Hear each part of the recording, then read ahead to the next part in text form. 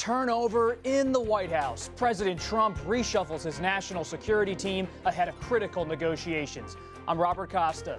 What it means for U.S. foreign policy, plus the president's lead attorney in the Russia probe resigns. Tonight on Washington Week.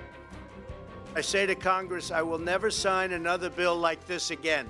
A defiant President Trump calls out lawmakers for pushing through a $1.3 trillion spending bill that he considered vetoing just hours earlier. As a matter of national security, I've signed this omnibus budget bill. The threat of a government shutdown capped off a wild week of staff shakeups and surprise resignations. Thank you all very much. The president continues to reshuffle his foreign policy team, naming John Bolton to be his third national security advisor. Does the appointment of Bolton, a hardliner who supports a preemptive strike against North Korea and Iran, signal a radical shift in foreign policy? And the revolving door at the White House, it keeps turning with the departure of John Dowd, the president's lead attorney in the Russia probe, and the addition of a hard-charging former federal prosecutor, Joseph DeGeneva. We discuss it all with Jeff Bennett of NBC News, Nancy Youssef of the Wall Street Journal, Jackie Combs of the Los Angeles Times, and Dan Balls of the Washington Post. This is Washington Week. Once again, from Washington, moderator Robert Costa. Good evening. President Trump is rebooting his foreign policy team as he prepares for talks with North Korea and Iran over their nuclear programs. Next month, he will replace National Security Advisor H.R. McMaster, a three-star general, with hardline hawk John Bolton, a former U.S. ambassador to the United Nations. Bolton, who has served 3 presidents, has been an outspoken advocate of preemptive military strikes. In 2015, Bolton wrote a controversial op-ed in the New York Times with the headline, "To Stop Iran's Bomb, Bomb Iran." And in February, following the Olympics in South Korea, Bolton wrote in the Wall Street Journal, quote, "The legal case for striking North Korea first." Senate Minority Leader Chuck Schumer responded to Bolton's appointment in a tweet. The New York Democrat wrote, "Mr. Bolton's tendency to try to solve every geopolitical problem with the American military first is a troubling one. I hope he will temper his instinct to commit our armed forces to conflicts around the globe." Jeff, when you look at H.R. McMaster, the National Security Advisor, was he let go because of a personality clash with the president, because of a policy difference, or was it because of that leak earlier in the week of the president's call with Russian President Vladimir Putin? Well, what's so interesting about this is that McMaster's departure had nothing to do with matters of competence. It really had more to do with a personality clash between him and the president. They disagreed over issues of policy, of course. You have Iran, Afghanistan, and Russia. Remember last month, the president publicly rebuked McMaster for neglecting to defend his electoral win when McMaster was speaking more broadly about Russia's election interference. But on the issues of personality, in McMaster you have a guy who's relentless, he's aggressive, he's also a scholar. In Army parlance, as one person put it, he's all transmit, meaning he likes to lecture. And the president was said to have grown bored and frustrated in Oval Office briefing sessions with that aspect of McMaster's approach.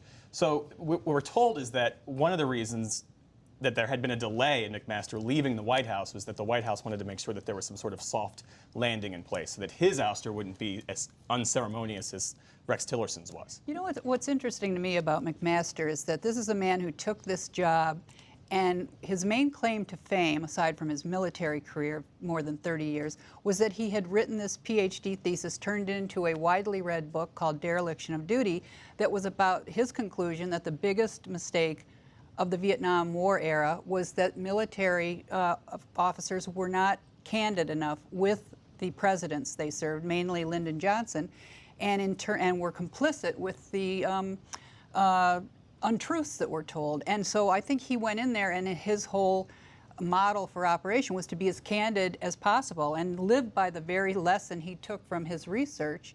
And candor didn't endear him to Donald Trump. So will that candor, with Bolton in and McMaster gone, what kind of candor does Bolton bring to these conversations with President Trump, especially when it comes to the Iran nuclear deal, that possible meeting with Kim Jong-un, head of North Korea? Well, as you mentioned, John Bolton has some very rigid positions on North Korea and Iran. He's held those positions for years, at times promoting preemptive strikes on both North Korea and Iran. Most immediately, he will be a key person in sort of negotiating in the run-up to the talks that the president said will happen in May. We'll see if they do.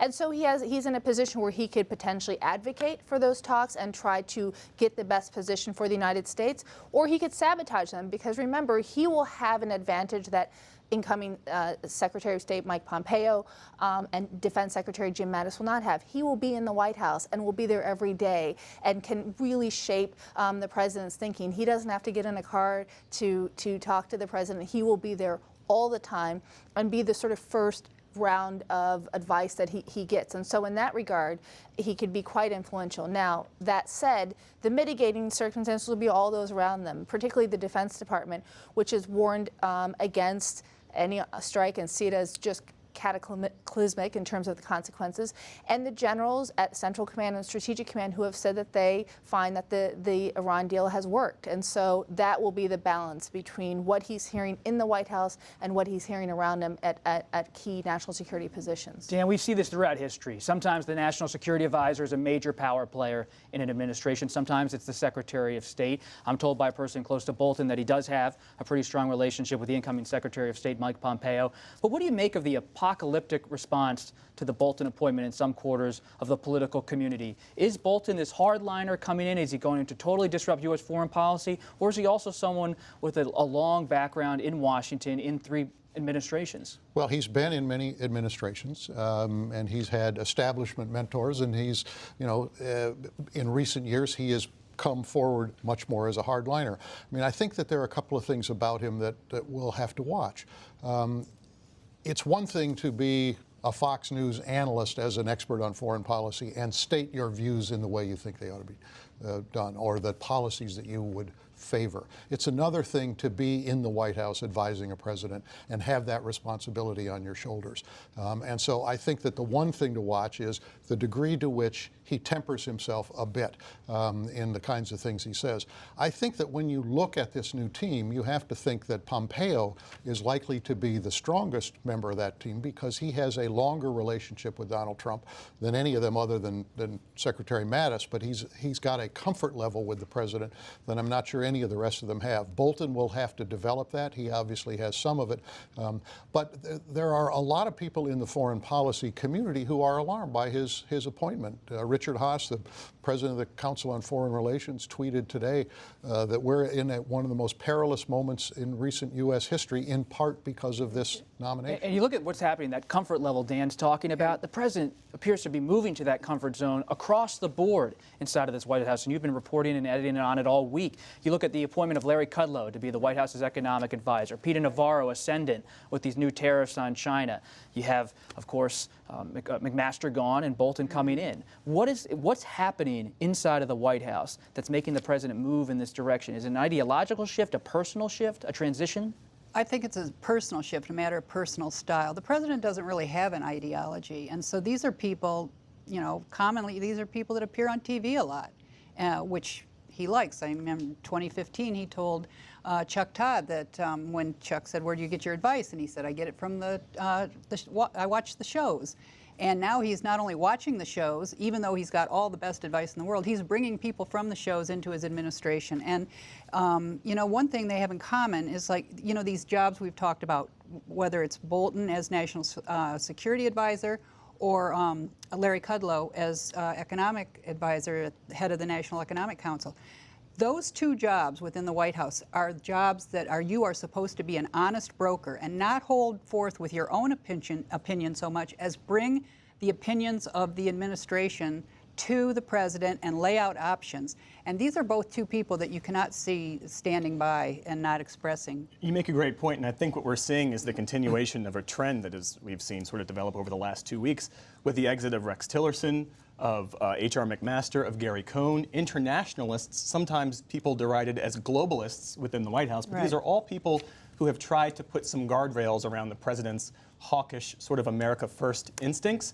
And now that they're being replaced by John Bolton, by Mike Pompeo, those guardrails, those brakes are off. And this is all happening just weeks ahead of crucial decisions that could really affect the role of the U.S. for decades. But why is this happening? I mean, is it because there are allegations of infidelity out there on the president that are on cable television, which he watches by the hour? There's a lot of political pressure from Capitol Hill on different fronts. Why is this happening? Well, the indications that we're getting is, frankly, that he's feeling more comfortable in the job, and rather needing to hear from people who sort of offer conflicting views, he's forming his own sort of comfort level. So rather than looking for people who may disagree with him, but he seems to be forming a circle of people who actually validate how he thinks national security policy should be carried out. So in some ways, it's an argument for someone who feels more comfortable. I would point out, though, as we talk about Bolton, there is one key area where he disagrees with the president, which is on Russia. He has called Russia a foe after the Salisbury attacks, where a suspected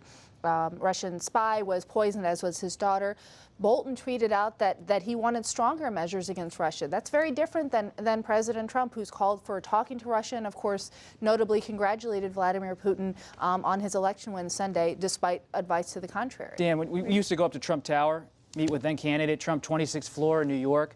Didn't have a chief of staff, flat structure. Everyone would come to that office and meet with him. Is that where we're going with this White House? I don't know whether we are. There are some people who are speculating. Stephen Bannon has speculated that if General Kelly leaves as chief of staff, that the president will not replace him.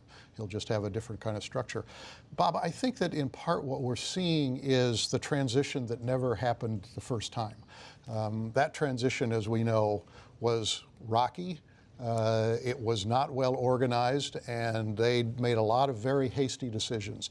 And I think what you've seen now as the president has spent enough time in office and has gotten to know different people, some he has found comfort with and some he has clearly not. And he is sorting through that at this point and repopulating his administration in a way that he's most comfortable. And he's repopulating elsewhere, because let's talk about another significant change in the president's inner circle this week. John Dowd, Mr. Trump's lead attorney in the Russia investigation, resigned. The 77-year-old lawyer reportedly encouraged the president to cooperate with special counsel Robert Mueller. But as we were just saying, Steve Bannon, the former chief strategist, he suggested that Dowd was perhaps fired for not being aggressive enough or talking too much about cooperation. I think that's why essentially more aggressive attorneys got brought in that are now, I think President Trump's going to war. I think it's very obvious he's going to go to war in this. It will be a game for her, but I predict that it will. Trump did hire former federal prosecutor Joseph DeGeneva to join his team. He is a Washington lawyer known for defending the president and attacking the special counsel investigation on cable news. When you look at DeGeneva, excuse me, I'm Italian.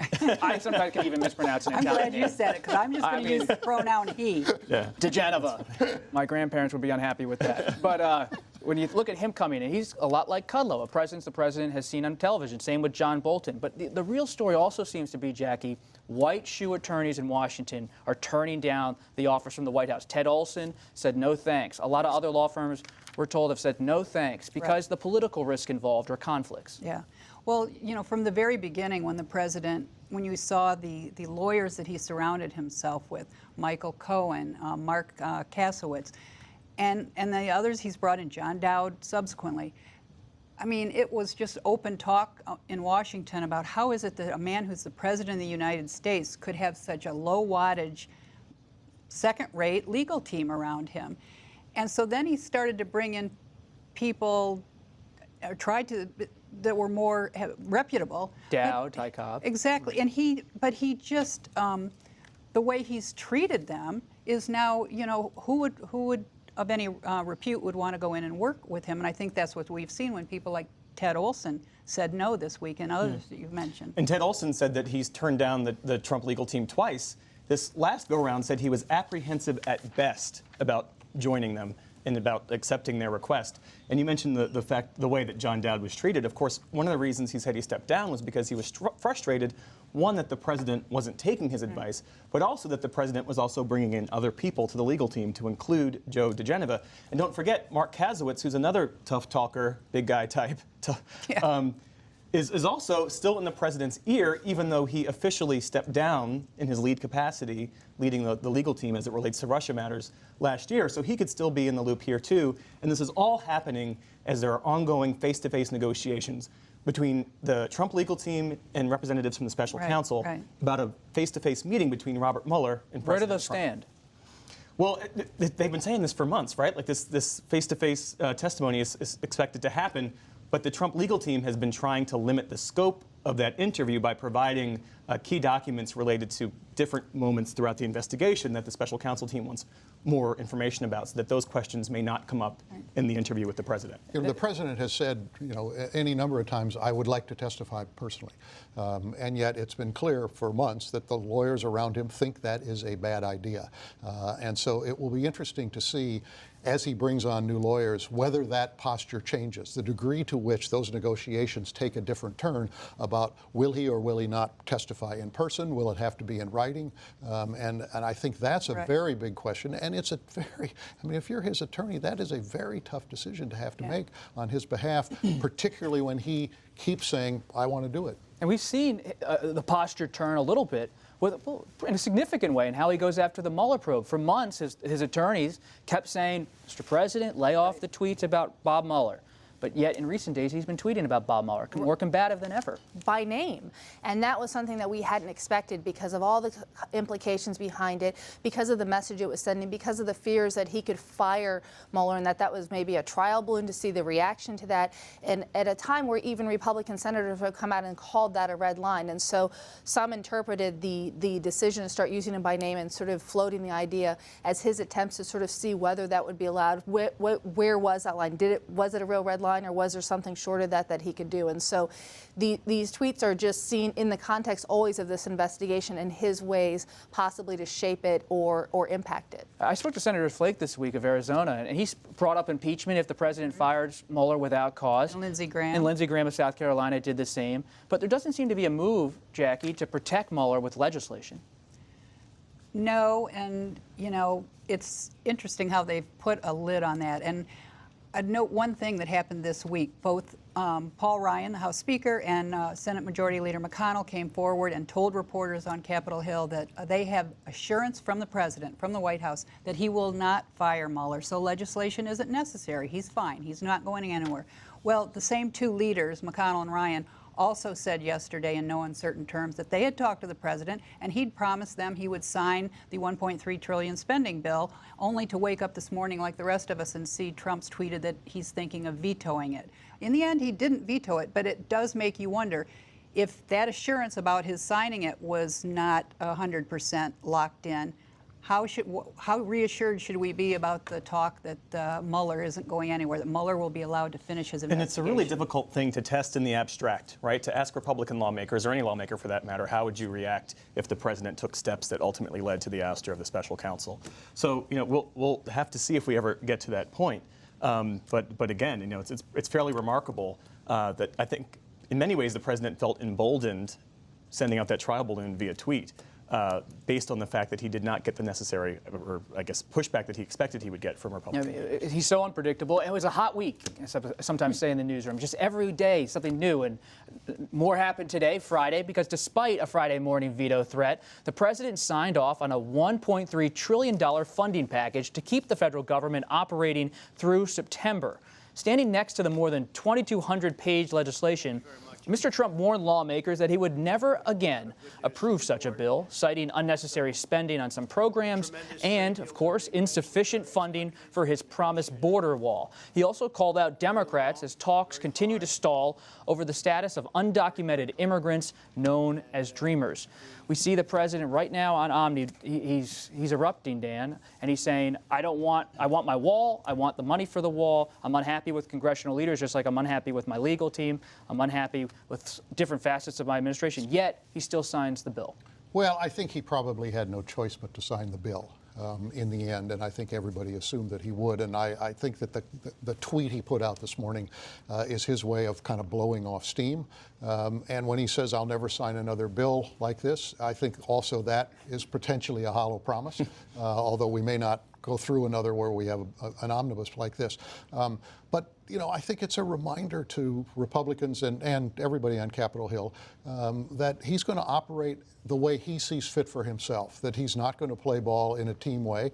He wasn't part of these negotiations, and so he was going to say, I'm washing my hands of this. But his team was. His team was, but that's not the president. Only Trump speaks for Trump. Right. That's true. And beyond all the drama, there was a big development with the military in the spending in this package. Right. He brought up military spending repeatedly in his announcement today, $60 billion more than last year. What was interesting is, at the Pentagon, they're stressing readiness and training and maintenance parts of this budget, and yet he was stressing the 9 new aircraft that he's going to build, the 14 ships, the toys, if you will. And it was an interesting dichotomy because you haven't heard the Pentagon talking about procurement. They've talked about sort of getting back to basics, and he was really focused on these multi-billion-dollar platforms, the F-35, more Black Hawks, even an aircraft carrier, more 2 destroyers. These are kinds of developments and building of equipment that we haven't seen in a long time, and also just so embraced at a time when there are so many strains on the military because of all the 17 years of war and the implications behind it. Any concerns in the White House, Jeff, about the spending here? Over $1 trillion. The GOP, the Tea Party movement, they were deficit hawks. Has that just faded away? And I think that's what influenced the president's tweet this morning. Remember, he said something in his speech that struck me. He said, there were parts of this bill that we were unhappy about, but it reflected our priorities for the most part, so I had to sign it. That's exactly what Budget Director Mick Mulvaney told reporters in the White House press briefing room yesterday. He came out and answered his own hypothetical question. He said, is the bill perfect? No, but it reflects our priorities, so the president's going to sign it. Of course, the difference between those 24 hours was the president sent that tweet suggesting that he wouldn't. I think what he was trying to do was trying to thread the needle. He was trying to reflect the concerns among the conservative base who tried to cast this bill as wasteful government spending, and framed his change of heart through this lens of trying to do what was right for the military. As we know, the president often views the military as one of his constituencies. And so, he couldn't necessarily throw away the argument made by Defense Secretary Jim Mattis that the military needed this funding. So true. And final thought, Jackie, you look at the president, everything we've discussed tonight. He's calling his friends late at night, like Congressman Mark Meadows in North Carolina. He's watching cable television, and despite what his advisors say, he's saying, I'm going to go in a different direction. Well, the direction he's going is not going to win him any battles in Congress, and to the extent there's all this chaos, it's the last thing in the world that the Republicans want in this midterm election year, because he today, he's triangulating so that it's against the Republican-controlled Congress, and this is not going to help his party in the midterm elections as they struggle to hold on to their majorities. We're going to have to leave it there. Thank you so much, Jeff, Jackie, Dan, Nancy. Always a pleasure. And thanks, everybody, for watching tonight. Our conversation, as ever, will continue on the Washington Week Extra, where we will preview this weekend's March for Our Lives, the whole march in Washington and in states from coast to coast that will address school safety and gun regulations, plus those 3 pending lawsuits against President Trump. You can watch it online later tonight and all week long at pbs.org/WashingtonWeek. I'm Robert Costa. Have a great weekend.